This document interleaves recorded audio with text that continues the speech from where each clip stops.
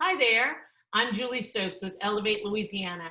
In today's Engage Quick Take, I'm visiting with a former guest of the show, Jason Decuir, who's a partner with Advantous Consulting, about the tax reform legislation that passed during the legislative session that just adjourned. You can also check out our previous episode with Jason on our website at ellevatela.org. So, Jason, it's good to have you back. Leading into the 2021 session, there was a lot of discussion, about the key tax reform items that legislative leadership wanted to accomplish. What made it through the session? Yeah, well, good, Julie. Again, thank you for having me on. I appreciate all the great work that you're doing with Ellevate. But obviously, tax reform session, legislative leadership really drove the agenda.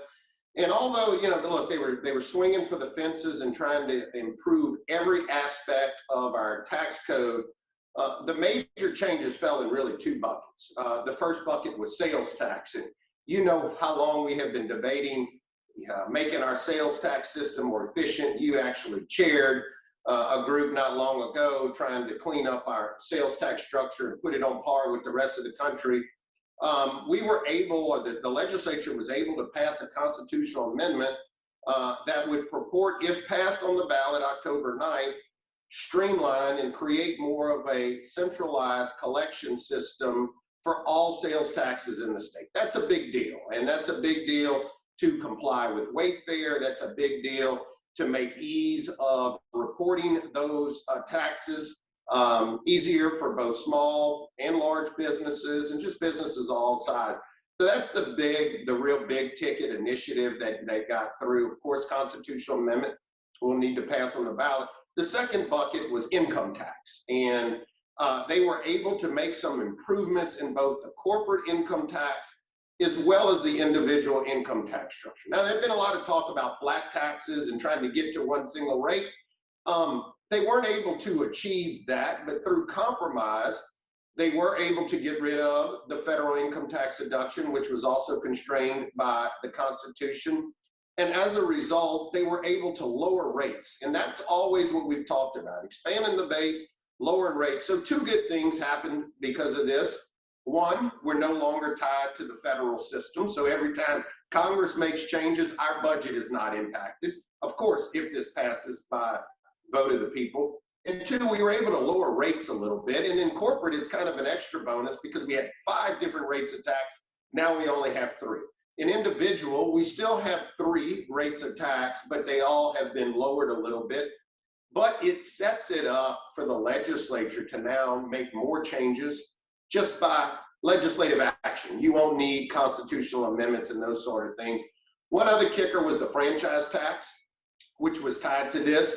We had started to phase out the franchise tax during the COVID recovery for small businesses. These bills actually eat away at the franchise tax a little bit more.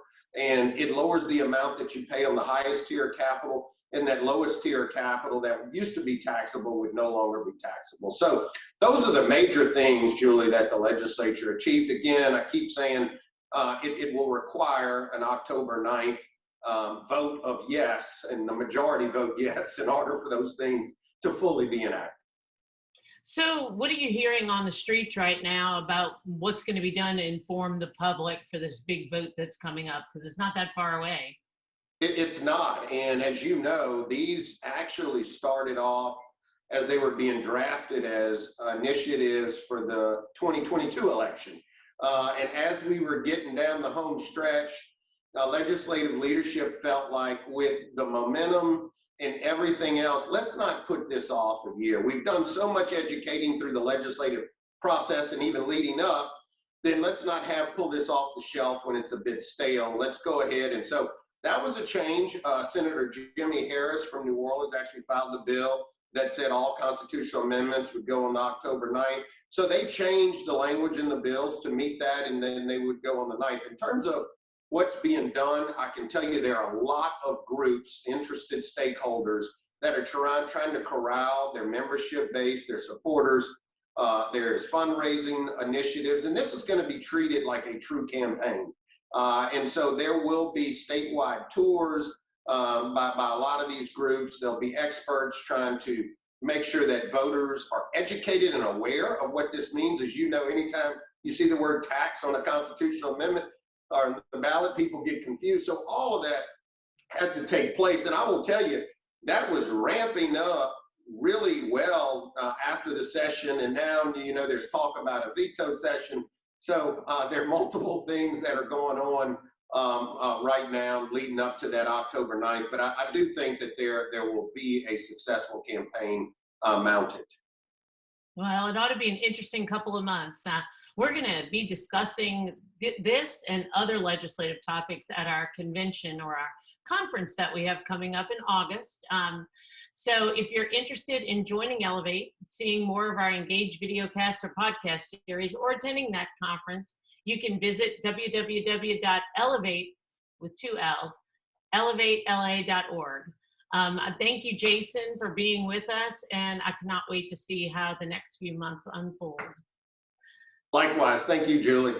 Thank you. I'm your host, Julie Stokes, and we'll see you next time.